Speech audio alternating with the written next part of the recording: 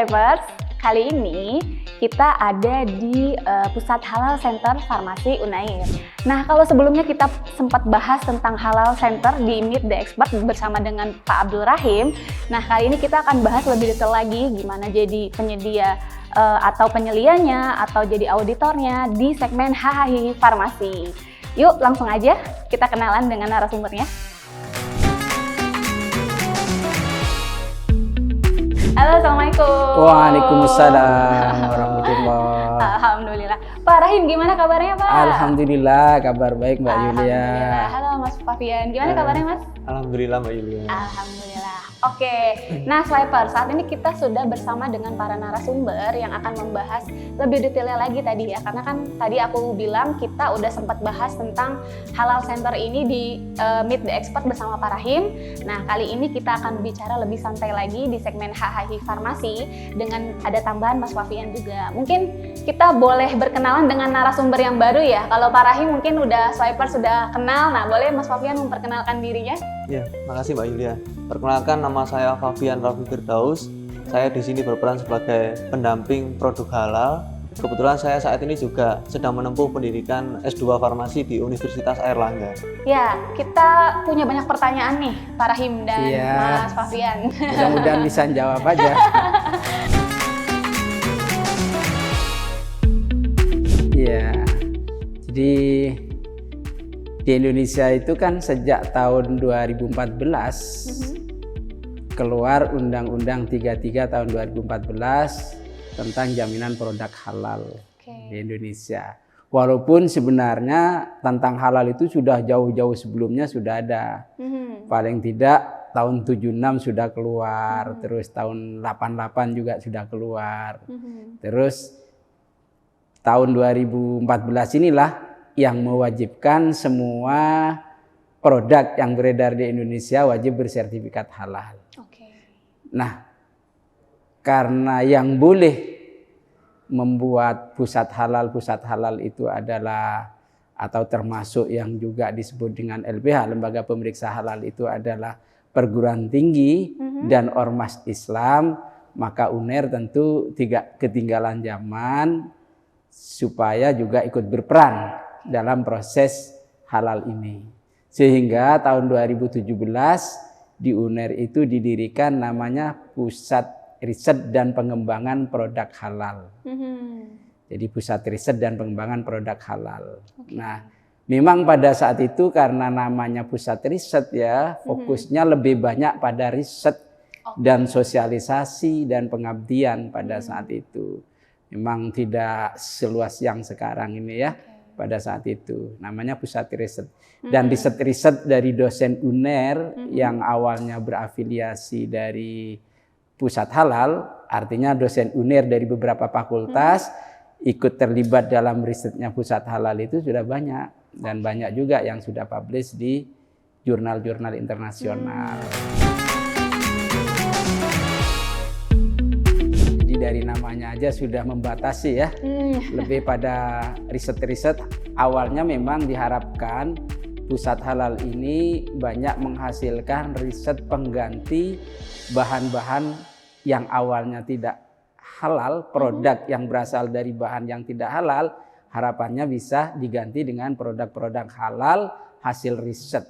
Salah satu contoh memang ini ada dosen kita dari beberapa fakultas berkolaborasi mengganti cangkang kapsul yang awalnya dari gelatin babi gitu ya, terus ternyata diganti dengan gelatin yang berasal dari rumput laut. Jadi salah satu contoh saja di UNER dan banyak contoh-contoh yang lain, termasuk bone graft gitu ya, tulang yang awalnya dari tulang babi sekarang dari tulang sapi, itu bagian dari hasil riset dosen-dosen yang ada di UNER. Nah, sekarang jadi pusat halal itu tentu skopnya lebih luas gitu ya. Kalau dulu belum terpikirkan juga bagaimana melakukan sertifikasi halal, walaupun angan-angannya ada membentuk lembaga pemeriksa halal, tetapi belum kesampaian karena memang fokusnya di situ. Nah, sekarang alhamdulillah pusat halal ini skopnya sudah lebih luas. Sekarang selain ada riset gitu ya, jadi memang pusat halal itu ada beberapa divisi ya. ada riset dan pengujian, sehingga risetnya jalan, pengujiannya juga sudah punya laboratorium dengan skop halal, dan alhamdulillah November tahun 2022 kemarin sudah terakreditasikan khusus skop halal. Nah, selain itu juga kami sudah punya LP3H, lembaga pendamping proses produk halal. Nah, lembaga pendamping, dan dari lembaga pendamping produk halal itu tahun 2023 kami sudah membantu memfasilitasi sertifikasi yang dengan pendampingan itu untuk UMK yang disebut dengan Self Declare sudah sebanyak 4.817 produk. Jadi sudah banyak. Terus selain itu juga alhamdulillah juga sudah memiliki lembaga pemeriksa halal untuk fasilitasi sertifikasi untuk yang mekanisme reguler. Nah, selain itu juga kami tetap yang namanya sosialisasi melalui pengabdian masyarakat dan pelatihan pendamping itu ke beberapa wilayah di Indonesia itu tetap jalan, dan alhamdulillah kemarin itu keluar provinsi di NTB, di Bali, di Kalimantan Selatan, kami di samping melakukan pelatihan pendamping, kami juga melakukan pendampingan sertifikasi halal untuk produk yang ada di sekitar sana. Dan cukup besar juga ya, dari 4.817 itu diantaranya dari Kalimantan Selatan itu kemarin khususnya di Tabalong itu sudah 100 lebih produk.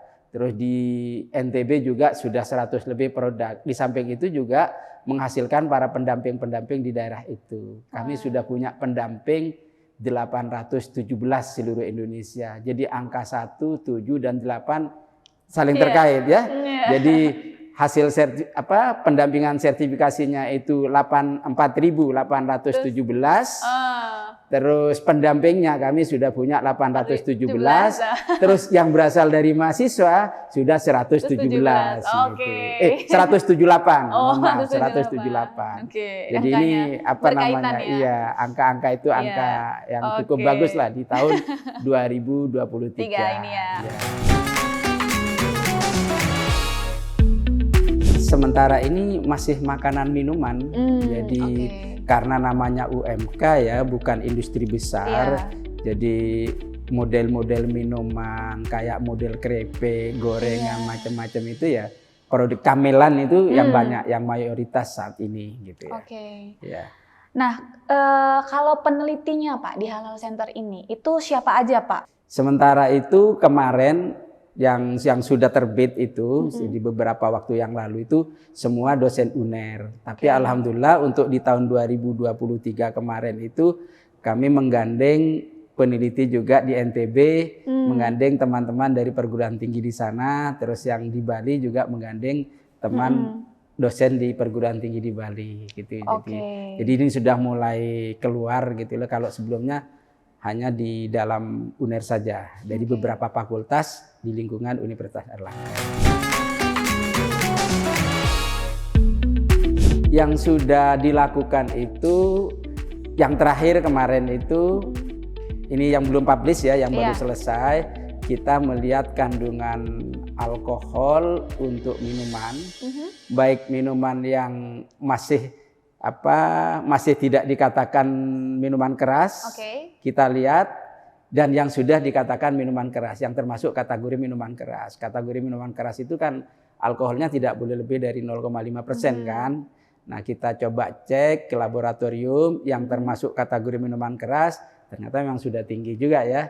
Nah, yang awalnya tidak termasuk kategori minuman keras, ternyata kalau disimpan di suhu ruang itu proses fermentasinya jalan terus, semakin lama semakin tinggi juga. Ini temuan kami yang barusan ini, tetapi belum publish. Tetapi sebelumnya yang sudah publish itu penelitian tahun sebelumnya, tapi sudah publish di tahun 2023, yaitu kita memanfaatkan lab untuk melakukan deteksi ada cemaran daging babi pada daging sapi dan juga tikus.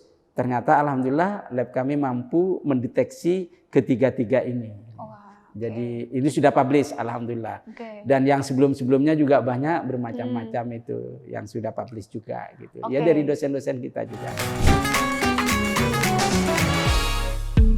Yang seperti yang saya sampaikan, walaupun itu prosesnya dari awal ya, mungkin belum menjadi bagian dari pusat halal, tetapi dosen-dosen kita di UNER itu pikiran tentang halal itu sudah jauh-jauh sebelumnya. Oke. Maka yang seperti saya sampaikan Ya. sudah mengganti gelatin berasal Ya. dari tulang babi menjadi Jadi, dari tulang rumput laut. dari rumput laut. Terus yang biasanya bone crab itu yang biasanya kalau sambungan tulang itu sekarang sudah pakai tulang sapi. Terus juga ada kalau kalsium juga sekarang sudah dari yang lain yang biasanya dari tulang babi. Tidak. Memang kita akui rendemennya tulang babi itu memang tinggi ya. Oke.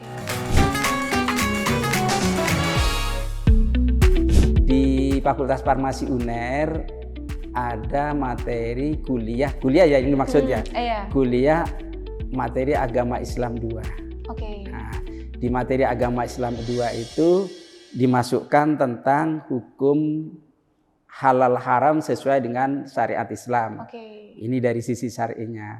Terus berikutnya juga ada tentang obat, kosmetik dan titik kritis kehalalannya. Oke. Ada topik itu.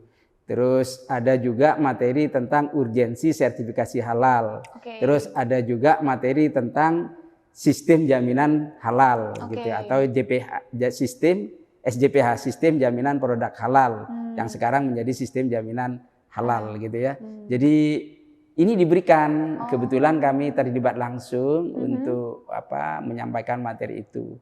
Dan itu diberikan di semester tinggi, semester yang sudah mau lulus gitu sebagai bekal untuk mereka gitu. Khusus untuk materi tentang halal yang dibekalkan kepada mahasiswa farmasi. Jadi saya selalu menyampaikan ke teman-teman atau ke adik-adik mahasiswa itu kita sebagai calon apoteker itu mesti harus bersyukur karena satu-satunya profesi di bidang kesehatan yang prakteknya dari hulu sampai hilir hanya apoteker. Betul. Gitu ya. Setuju Pak saya. Mulai dari obat dibuat, obat didistribusikan, obat dilayankan, sampai monitoring efektivitasnya itu loh.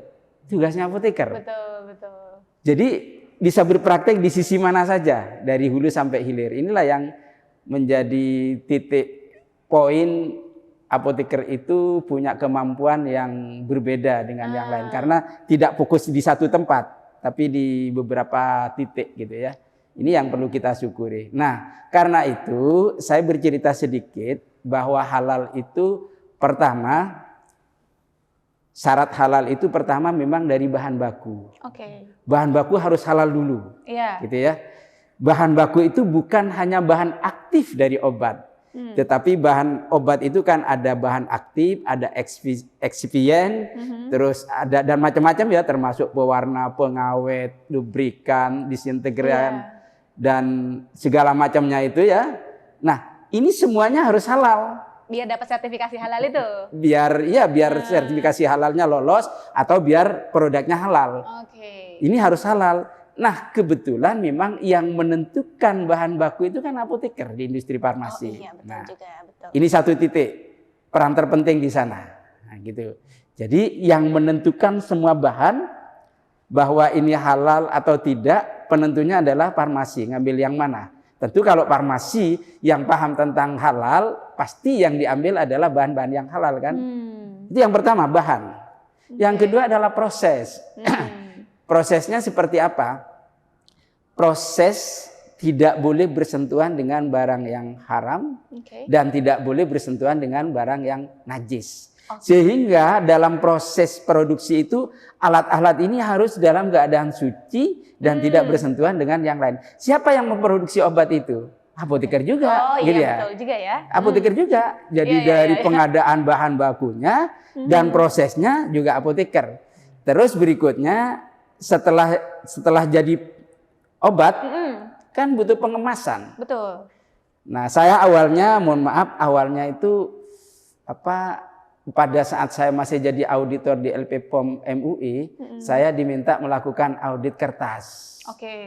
Saya mikir, ini kayak gak ada kerjaan, kertas pakai disertifikasi halal kan gitu. Ternyata setelah saya pikir-pikir dan setelah saya kenal, kertas itu dibuat bungkus nasi loh. Loh, kalau kertasnya itu ternyata tercampur dengan barang yang haram, dan najis, ini kan nasinya juga Iya, betul. sama saja terkontaminan kan. Nah, sama juga itu tadi, kembali ke pengemasan ya. Pengemasan itu yang bertanggung jawab pada pengemasan juga kan apoteker. Iya, betul. Tentu bahan pengemas dan cara pengemasannya apoteker harus paham bahwa ini tidak boleh tercampur atau terkontaminasi dengan yang tidak halal dan juga yang najis. Nah, ini peran apoteker juga kan di situ. Terus berikutnya distribusi. Ini tanggung jawabnya apoteker. Termasuk di penyimpanan. Ini tanggung jawabnya apoteker. Salah satu contoh, saya pernah juga mengaudit. Barangnya sudah dikemas, ditaruh di gudang, gitu ya. Sampai di gudang, pada saat mengaudit kan juga masuk ke gudang. Ternyata di gudang jadi kandang anjing. Yang tujuan utamanya katanya menjaga itu. Tapi kan kotorannya anjing kan najis. Oh iya. Terkena najis dong jadinya kan jadi najis kan gitu. Ini juga tanggung jawab apoteker. Di distribusi juga begitu, di perjalanan itu kan. Jangan sampai tercampur dengan barang-barang yang ini pada saat pendistribusian. Dan yang terpenting juga di pelayanan. Nah, bagaimana di pelayanan? Apoteker itu juga harus selektif memilih obat-obat yang memang sudah bersertifikasi halal, apa di apotek, apa di rumah sakit dan seterusnya, gitu ya. Termasuk bagaimana cara menggunakan obatnya supaya obat itu tetap halal, tidak tercampur dengan yang lain. Terus salah satu contoh misalnya, minum obat silakan dengan air mineral misalnya atau air putih. Jangan sampai minum obat, habis minum obat supaya lancar masuknya dengan bir. Duh, ini bagian tugasnya apoteker kan? Iya, betul. Jadi dari hulu sampai hilir itu tanggung jawabnya apoteker memainten, walaupun orangnya berbeda-beda kan, tapi kan semuanya apoteker ini. Memainten itu untuk tetap semuanya halal. Nah, dari sisi posisi sendiri, bukan satu-satunya ya, apoteker itu termasuk salah satu 6 sarjana yang boleh menjadi auditor halal. Nah, gitu. Jadi auditor halal itu ada teknik industri, biologi, kimia, teknologi pangan, salah satunya apoteker. Persyaratan untuk menjadi auditor halal. Nah, tetapi aktor untuk peran apoteker itu ada 3. 1, penyelia halal. Penyelia halal itu artinya auditor halal internal yang ada di industri-industri. Nah, kalau itu industrinya farmasi yang lebih paham tentang bagaimana teknis obat itu diproduksi dan juga tentang bekal kehalalan, itu kan apoteker. Sehingga di industri farmasi, apoteker itu juga bisa menjadi penyelia halal atau auditor halal internal. Itu di industri farmasi. Terus sekarang ada self declare, pendamping halal. Pendamping halal memang persyaratannya minimal SMA. Tetapi farmasi juga, kalau pendamping halal pada obat tradisional yang masih UMK ya, yang lebih paham kan farmasi. Nah, ini salah satu contohnya, pendamping halalnya kan gitu ya. Jadi auditor halal itu juga yang salah satu persyaratannya adalah farmasi salah satunya di antara sekian banyak sarjana. Jadi bisa jadi penyelia halal, bisa jadi pendamping halal, dan bisa jadi auditor halal. Tentu dengan peran yang berbeda-beda. Gitu.